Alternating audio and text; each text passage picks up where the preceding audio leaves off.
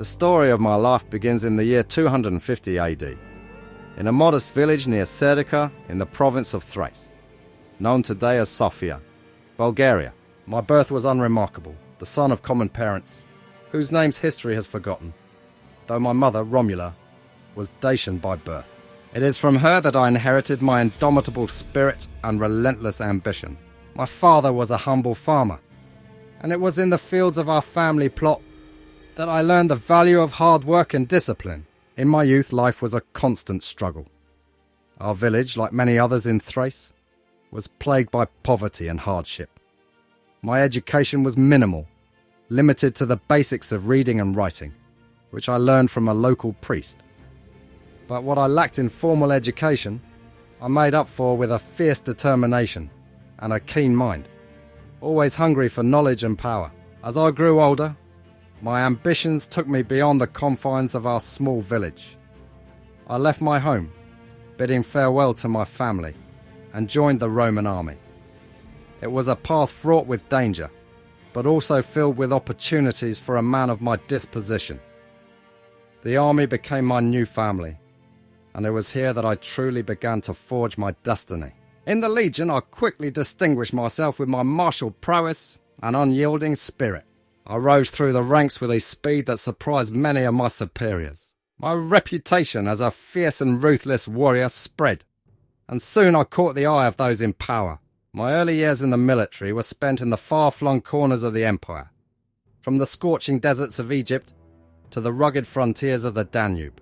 The turning point came when I was assigned to serve under the great Emperor Diocletian.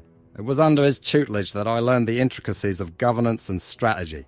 Diocletian saw in me a kindred spirit, a man of ambition and ruthlessness, and he took me under his wing. This was the beginning of my ascent to power, the start of a journey that would eventually see me rise to the very pinnacle of the Roman Empire. It was during these formative years that I began to hone my skills as a leader and a tactician. I learned the importance of loyalty and the value of fear. I understood that to command respect, one must be willing to wield power with an iron fist. This philosophy would guide me throughout my reign, shaping my actions and decisions as I strove to leave my mark on the empire. Though my rise was swift, it was not without its challenges. I faced numerous rivals and adversaries, each vying for power and influence. But I was relentless, and with each victory, my power grew. The whispers of my ruthlessness began to spread, and soon I was known not just as a warrior, but as a force to be reckoned with. A man who would stop at nothing to achieve his goals. My early life, filled with struggle and hardship, had forged me into a man of unbreakable will and unwavering resolve. It was this strength that would carry me forward, propelling me towards my destiny. The humble beginnings of a Thracian farmer's son would soon give way to the rise of Galerius, the man who would become emperor, feared and revered throughout the Roman Empire. The year was 293 AD, and my destiny began to take shape in ways I had only dreamed of during my youth. My reputation as a fierce and effective commander had reached the ears of Emperor Diocletian, who, recognizing my potential, nominated me as Caesar on March 1st. This was a monumental leap, transforming me from a powerful general to a ruler with the promise of further elevation. I was now tasked with governing Egypt and spearheading military campaigns on its frontiers, a role that tested my mettle and showcased my capability. Egypt was a land of ancient mysteries and immense resources, a jewel in the empire's crown. It was here, amidst the towering monuments and fertile banks of the Nile, that I met Valeria, the daughter of Diocletian. Our union was one of political necessity and strategic alliance, but it was also a partnership built on mutual respect and shared ambition. I divorced my first wife, severing ties with my past to fully embrace my future. Valeria and I would often stroll through the lush gardens I had commissioned in Egypt, surrounded by exotic flora and the distant hum of the great river. These moments were rare reprieves from the ceaseless demands of power, brief interludes of tranquility, where we would discuss our visions for the empire and the legacy we hoped to leave behind. My time in Egypt was marked by both administrative reforms and military triumphs. I established stricter control over the grain shipments that sustained Rome, ensuring the empire's heartland remained fed and content. My efforts here solidified my reputation as a capable administrator. But it was my military prowess that truly set me apart. From 293 to 295, I led campaigns to secure the borders and quash rebellions, proving my worth as a leader who could command loyalty and inspire fear. In 297, I was summoned to the Eastern Front to deal with the growing threat of the Sasanian Empire. The initial encounters were disastrous. I suffered a humiliating defeat at the hands of Narsa, the Sasanian king, but I was not one to be cowed by failure. I regrouped, reinforced my legions, and launched a counter-offensive that culminated in a decisive victory. This triumph not only restored my honour, but also secured my standing with Diocletian. The peace treaty that followed brought significant territorial gains and increased my influence within the imperial court. With my position fortified, I turned my attention to the Balkans.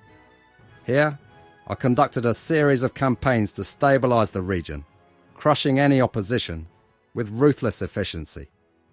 My victories in the Balkans further cemented my reputation as a formidable military commander and an indispensable asset to the empire. In 303 AD, at my urging, Diocletian initiated the great persecution of Christians in Nicomedia. As a staunch pagan, I believed the growing influence of Christianity posed a direct threat to the traditional Roman values that had held the empire together for centuries. The persecution was brutal and relentless, an attempt to eradicate what I saw as a corrosive influence within our society. I took personal satisfaction in the enforcement of these edicts, seeing it as a necessary purge to restore the purity of Rome's religious and cultural heritage. When Diocletian abdicated on May 1st, 305, the stage was set for my ascension. I was elevated to the rank of Augustus, becoming the senior emperor of the East, ruling over the Balkans and Anatolia. My power, though ostensibly subordinate to the Western ruler Constantius Chlorus, was in reality supreme. I had skillfully arranged the appointments of my loyalists, Maximianus Dia and Flavius Valerius Severus, as Caesars in the East and West respectively. This manoeuvre ensured my dominance and influence over the entire empire. After the death of Constantius Chlorus in 306, I faced a new challenge. Chlorus's son Constantine, a man with suspected Christian sympathies, sought power in the West. Though I reluctantly conceded the title of Caesar to him, my grip on the empire remained firm. My supremacy, however, was soon contested by Maxentius, the ambitious son of the former Emperor Maximian. In a bold move, Maxentius overthrew and killed Severus, challenging my authority and plunging the empire into turmoil. Determined to crush this usurper, I launched an invasion of Italy. The campaign was fierce, but ultimately I was forced to retreat. My power, though immense, was not absolute, and the political landscape of the empire remained volatile. In 308, I convened a meeting at Carnuntum on the Danube, persuading Diocletian and Maximian to declare Maxentius a usurper and reaffirm my friend Licinius as Augustus of the West. This strategic alliance was intended to stabilise the empire and consolidate my control. My ascent to power was marked by relentless ambition, strategic alliances, and ruthless enforcement of my will. The once humble son of a Thracian farmer had risen to the pinnacle of Roman power, navigating the treacherous currents of politics and war with an iron fist. My reign had begun, and with it, a new chapter in the history of the Roman Empire.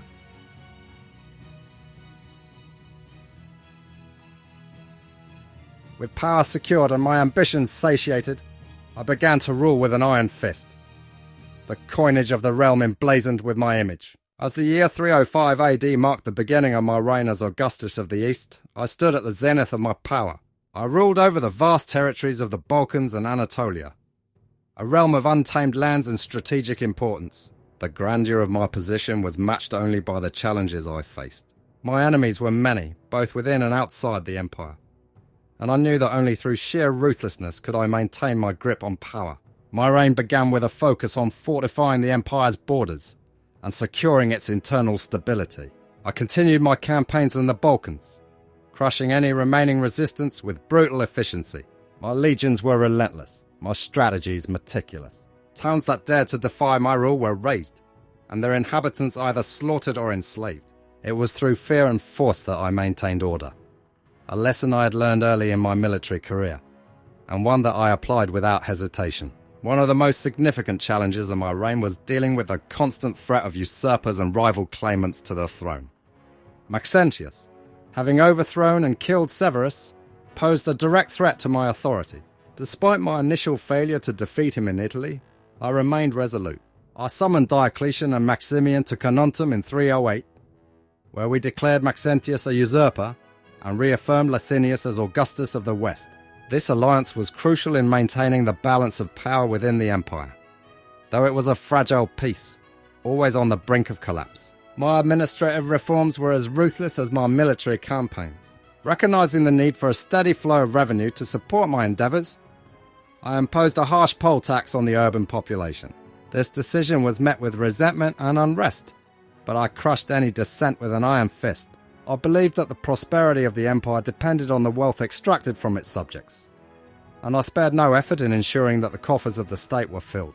The persecution of Christians, which I had instigated in 303, continued unabated during my reign. I saw Christianity as a threat to the traditional Roman values and religious practices that had unified the empire for centuries. My edicts were enforced with relentless severity. Churches were destroyed, scriptures burned, and countless Christians were imprisoned, tortured, and executed.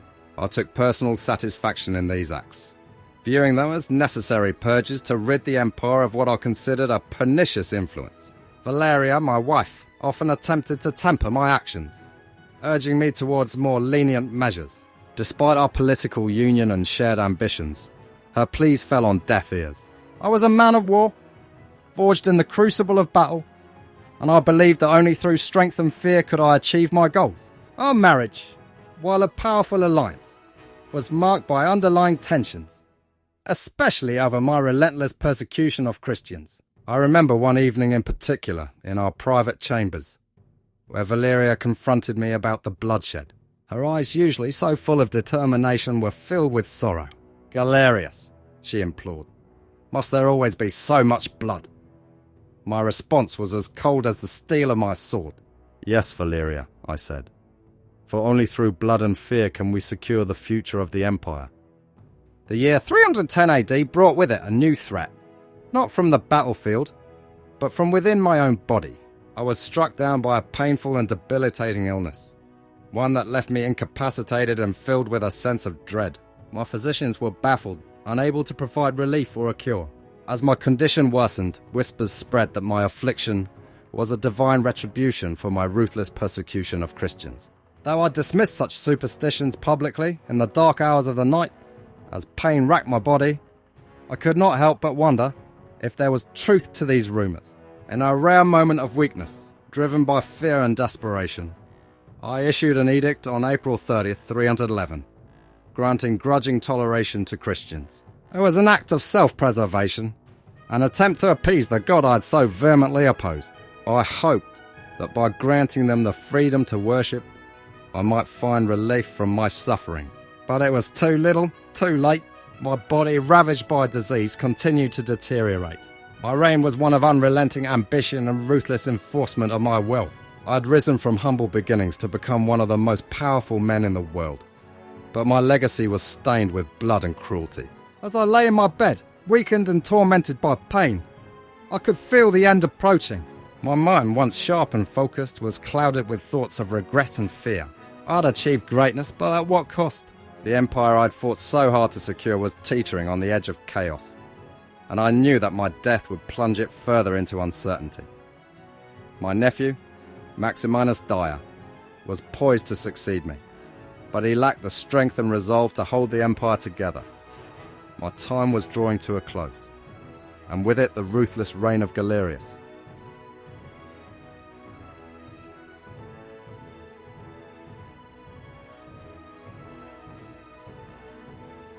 The relentless march of time brought me to the winter of 310-311 AD, a period marked by excruciating pain and profound reflection.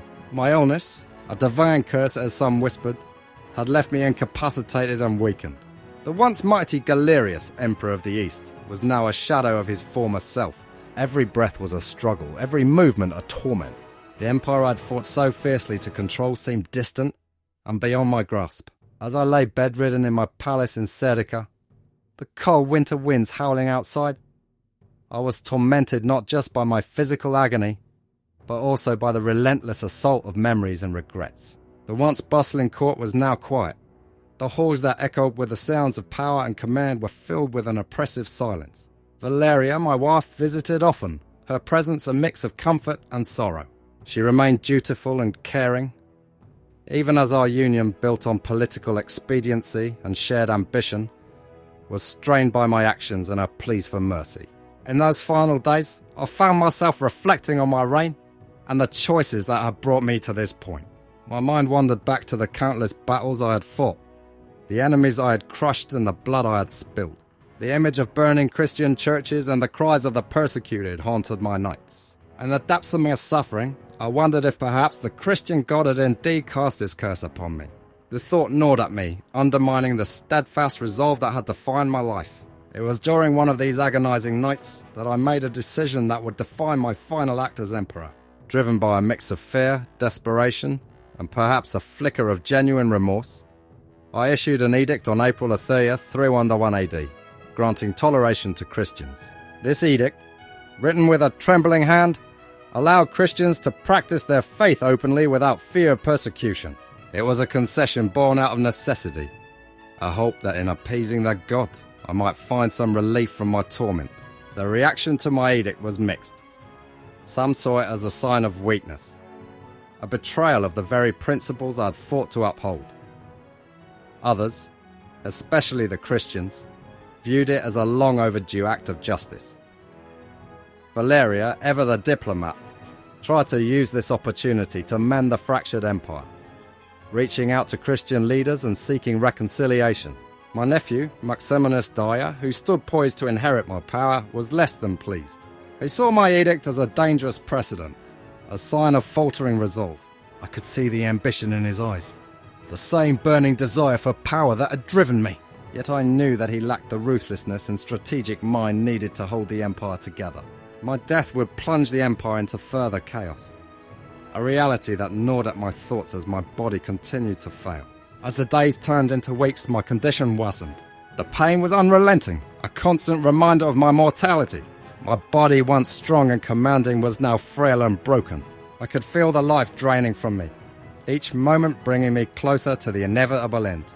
My court physicians, despite their best efforts, could do nothing to alleviate my suffering. They looked upon me with a mixture of pity and fear, knowing that their emperor was slipping away. In my final moments, I found a strange clarity. I saw the arc of my life. From the humble fields of Thrace to the grand palaces of Rome, I had risen from obscurity to become one of the most powerful men in the world. But that power had come at a great cost. The blood of countless victims stained my hands, and the weight of my actions bore down upon my soul. I had lived a life of unrelenting ambition and ruthless determination. But as I lay on my deathbed, wondered if it had all been worth it. On a cold morning in late April 311 AD, I breathed my last. The mighty Galerius, Emperor of the East, was no more. My death was not the end I had envisioned. There were no grand triumphs, no final victories. Instead, there was only the quiet passing of a man who had fought and conquered, but who ultimately fell victim to his own ambitions and the inexorable march of time. As I slipped into the abyss, my final thoughts were not of power or conquest, but of the legacy I would leave behind. The empire I had sought to strengthen was fraught with division and uncertainty. My edict of toleration, a desperate act of a dying man, was a small step towards healing the wounds I had inflicted. I could only hope that in my passing the empire might find a way to endure, and that history would remember me not just for my ruthlessness, but also for my final act of reluctant mercy.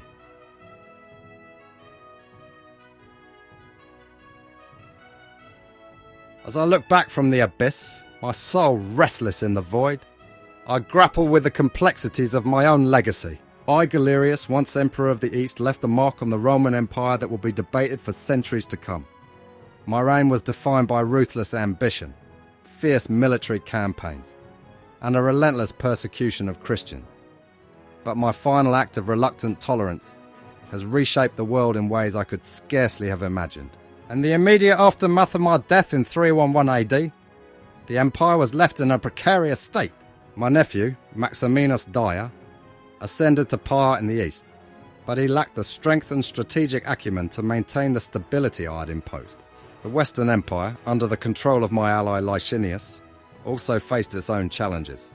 The fragile peace I had attempted to construct was on the verge of collapse, and the empire teetered on the edge of chaos. The edict of toleration I issued on April 30th, 311 AD, in a moment of desperation and profound fear, began to ripple through the fabric of Roman society. While many pagans saw it as a sign of weakness, the Christians viewed it as a beacon of hope. This reluctant act of mercy inadvertently laid the groundwork for the eventual acceptance and spread of Christianity throughout the empire. The edict did not immediately end the persecution, but it provided a crucial reprieve and set a precedent for future rulers. My death marked the end of my reign, but the edict I issued lived on, influencing the course of history. Constantine, that ambitious son of Constantius Chlorus, would soon rise to power and issue the Edict of Milan, granting full religious tolerance to Christians and forever changing the course of Roman and world history. Though my reign ended in physical torment and political uncertainty, the Edict of Toleration became a turning point in the empire's religious policy, a grudging admission that the tide of history could not be turned back. Historians will debate my motivations and actions for centuries. Was my persecution of Christians driven by genuine belief in the old gods? Or was it a political maneuver to consolidate power? Was my Edict of Toleration a sincere attempt at reconciliation? Or merely a desperate act of a dying man seeking divine favour? The truth likely lies somewhere in between. A blend of personal conviction, political strategy, and the harsh realities of rule. As I reflect on my life and reign, I see the paradoxes that define my legacy. My ruthless measures ensured temporary stability, but they also sowed the seeds of future unrest. My persecution of Christians was meant to eradicate what I saw as a dangerous cult. Yet it only strengthened their resolve, and ultimately paved the way for their triumph. In my final days, the fear of divine retribution led me to issue the Edict of Toleration, an act that would echo through the ages. In the grand tapestry of Roman history, my name will be remembered with a mix of infamy and inadvertent influence. My contributions to military strategy and administrative reforms were significant, but so too were the excesses and cruelties of my reign. I am a figure of both power and contradiction, a ruler whose actions shaped the course of an empire and the fate of a religion. My legacy is one of contradiction and consequence. My ruthless ambition brought me to the pinnacle of power, but it was a reluctant act of mercy that ensured my lasting impact on history. The son of a Thracian farmer who rose to become emperor, I left behind a world forever changed by my actions, a testament to the enduring power of both cruelty and compassion. As I fade into the shadows of history, I wonder how I will be remembered, and what lessons will be drawn from the life and reign of Galerius.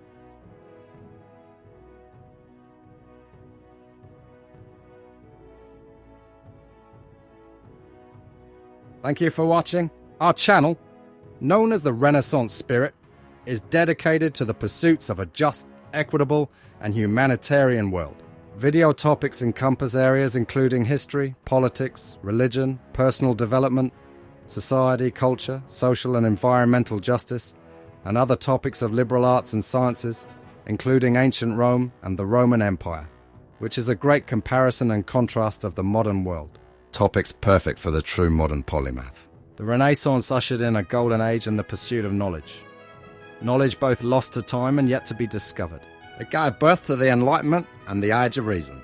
Embracing truth, knowledge, and an understanding and compassion for humanity and our shared history opens up the world to each of us, individually, and improves all of humanity, affording us the opportunity to be better stewards of the earth and to each other. The Renaissance Spirit. More than just a philosophy or style, but a style for living, learning, growing, and thinking. Please subscribe, turn on notifications, and share. If you're looking to explore and experience what life has to offer, I'm sure you'll enjoy the other videos on my channel. Please peruse and let me know in the comments what you get out of them and what other videos you'd like to see. But first, please take the quiz next to see if you're a Renaissance Spirit. Live the Renaissance Spirit!